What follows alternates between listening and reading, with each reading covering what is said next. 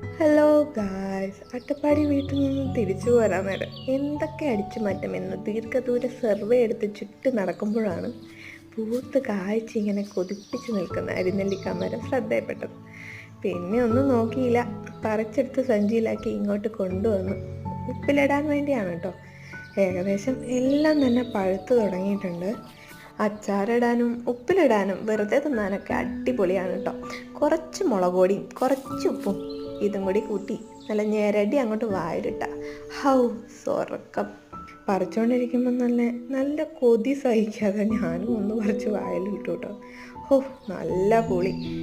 രാവിലെ തന്നെ ആയതുകൊണ്ട് വയറ് ക്ലീൻ ആവാതെ ഇരുന്ന ഭാഗ്യം. ഇവിടെ ഇതൊക്കെ പറിക്കാൻ വേണ്ടി കുറേ ആൾക്കാർ വരും കേട്ടോ. എന്നിട്ട് കുറച്ച് പൈസ അങ്ങ് കൊടുക്കും. അങ്ങനെയാണ് ഇവിടെ ചെയ്യാറ്. സോ നമുക്ക് ആവശ്യമുള്ള കിട്ടി. വീഡിയോ ഇഷ്ടമായ ലൈക്ക്, ഷെയർ, സബ്സ്ക്രൈബ് മറക്കല്ലേ.